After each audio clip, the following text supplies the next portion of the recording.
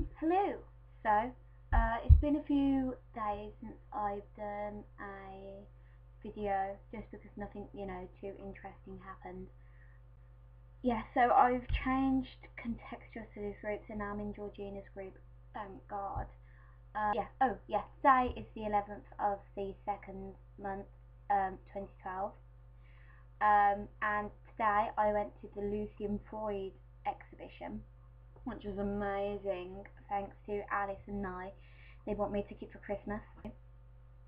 Yeah, really, really good. I wish I could have bought some postcards, and I might go back at some point and buy some postcards, just because I didn't have any change on me, and there was a restriction how little you could pay with debit cards. It was, I believe, 100 paintings. Ow! I'm putting my legs on. 100 paintings by Freud, kind of going up and down the scale of his kind of life's works, including self-portraits and quite famous pieces. So this was the book that we got given, with a self-portrait on a spoon. The front cover, interior with handmade self-portrait 1967, which I quite like, cause actually if you just took that out, that could count as like some sort of miniature. There was a couple of pieces that really stood out to me, which was the Big Sue pieces. The first one that I saw, which, what, like pages and notes, is the Benefit Supervisor, and Lee Brawley introduced Sue Tilly. She was nicknamed Big Sue by Freud, because she was basically that. And the Benefit Supervisor resting, which was an oil on canvas in 1994, it's one of the few pieces where it actually mentions the model's work. Usually they're quite ambiguous names. They're basically named after the obvious, which is happening within the painting. The only other one that I could really think about off my head is the two Irish men. Just because from the painting you won't be able to tell that they're Irish. So like the flashiness was really good, and because of the size of the painting kind of reflected the size of the woman, and the way he had painted it, you could almost like feel the strain of the sofa as she kind of lounged on it, and that was really cool. I don't know if it could be read as in the way that her being a benefit supervisor, and because of her size, it as if she were, I don't know, a bit of a pig. That's a horrible thing to say. But I guess it could be read that way, maybe. I mean, the reason why I think they were so powerful in a way that perhaps some of the thinner models wasn't, was her size and the size of the painting. It was, I don't know if it was life size, or if it was bigger or smaller than life size, but I don't know, it had more of an emotive kind of force that some of the thinner models maybe didn't have. Let me think. Okay, and so she also modelled for this, Sleeping by the Lion's Carpet, which was again very similar. She was on a chair, but the textures this time are very, very similar. And you can see in one of his last works, Portrait of a Hound, which was an oil on canvas in 2011, and there's like literally clumps left. There isn't any detailing but only colour and a basic form. there isn't much mass, which you kind of get. You kind of get the feel of texture of the actual skin bending around the muscle and the bone, like it becomes a natural form. You don't seem to get this with this particular painting in 2011. Obviously, he died that summer. So the question is did he finish it, and is his health being portrayed within this painting? Is completely different from even from his very, very early works. I guess it's kind of like the Van Gogh's Field of Crows. You can, even without knowing, you can kind of feel that there's something not quite right within the painting, because even before I looked at the year it was painted, I kind of was like, that's not normal for his work. Yeah.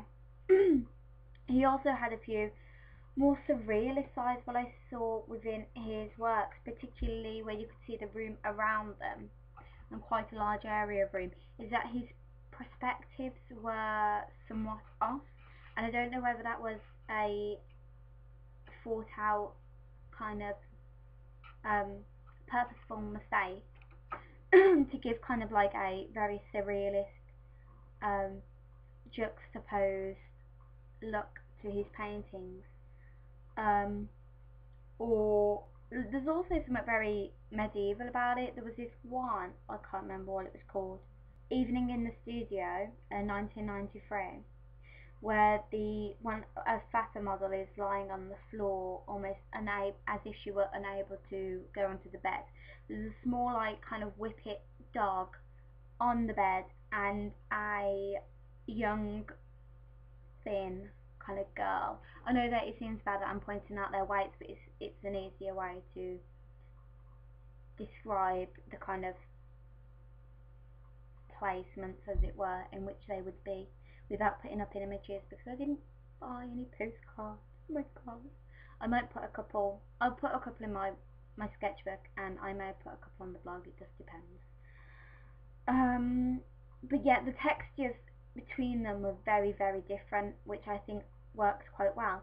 However, all of the, I mean, it was almost cubist in the way that he must have went about it, because the floor was like this, kind of like that, straight up, or medieval, you know. And then the bed was kind of like that, but flattened up. And the woman was in a normal perspective, as was the girl, but because they were sat on these things, I don't know, it was very odd. It wasn't my favourite painting at all, but I don't think that maybe the surrealist side of it, maybe it fitted as well as within some of the other pieces. There was a couple of paintings which I thought were really good.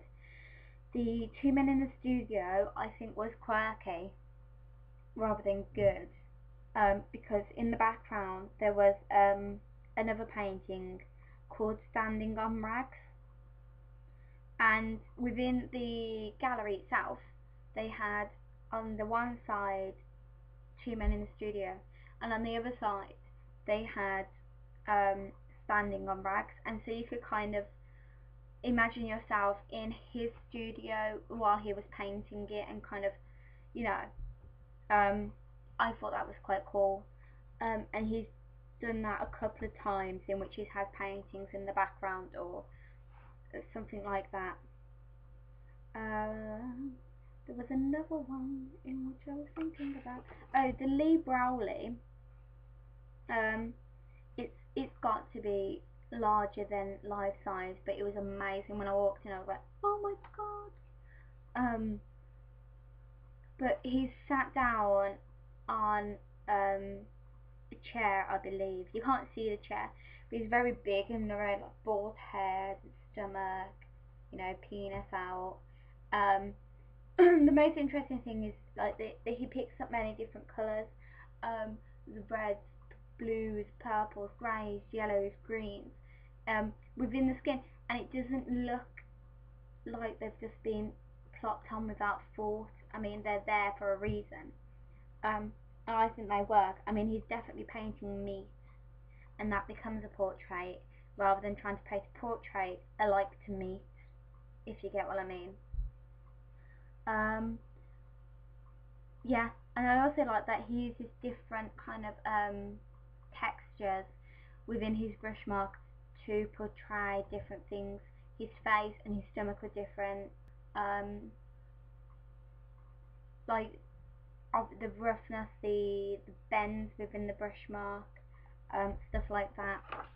And what you'll also see as he goes on is that minute details become less important to the mass, as to creating a mass, and you seeing the mass, and kind of like he makes the overall picture, but you create the details in seeing it, which I thought was quite interesting. Lying with Rags,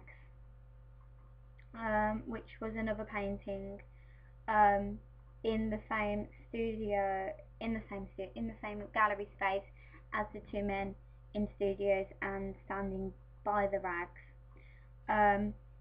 I thought that this was actually really interesting and just kind of like a change from his normal work. In layout wise,